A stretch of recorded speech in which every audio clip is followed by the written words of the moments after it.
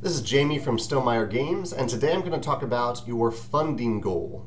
This is the amount of money that you need to raise to have any backers' credit cards charged on Kickstarter. If you don't reach that funding goal, you don't receive any money, no one spends any money. Funding goal is one of the great things about Kickstarter because it mitigates risk for both parties. It means that a backer isn't spending money on something that's not going to be made, and you are not investing a ton of money on something that nobody wants. I'm going to talk about a few things today, the 3 scenarios that you need to plan for with your funding goal, and how to calculate the funding goal itself.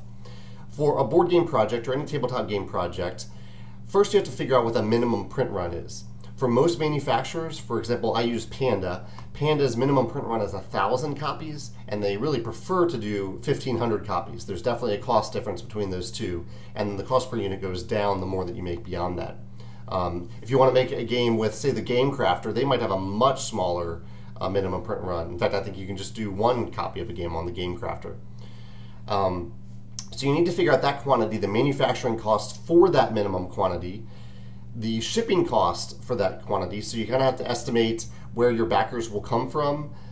You can look at, like, post on my blog, I share like the backer demographics, the breakdown worldwide, so you can calculate a rough estimate of international shipping and US shipping or wherever you are.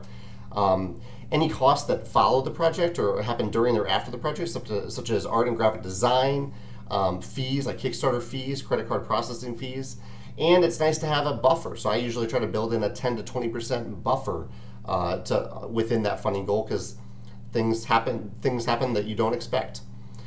So you calculate that number. Say that number is $20,000 for the minimum print run, all those other costs involved with it.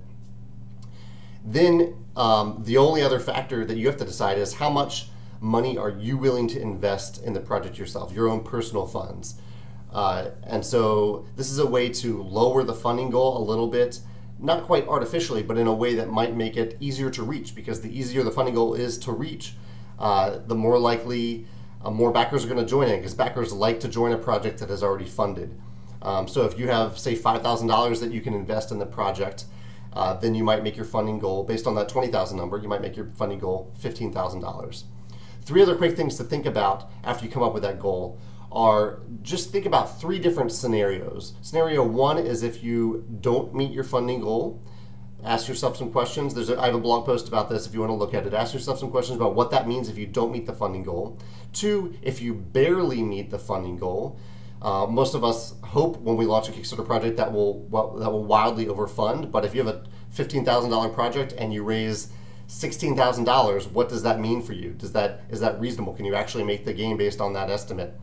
And 3, what if you wildly overfund? And there are a lot of other questions that you want to ask if you do wildly overfund. Is my shipping infrastructure set up for this? Am I prepared to fulfill 20,000 games? Can I make 20,000 games? Can I do it on schedule? All those questions that go along with that too. So that's a broad strokes overview. I'd recommend checking out my blog post about the funding goal and the 3 scenarios that you need to plan for when thinking about your funding goal. Good luck.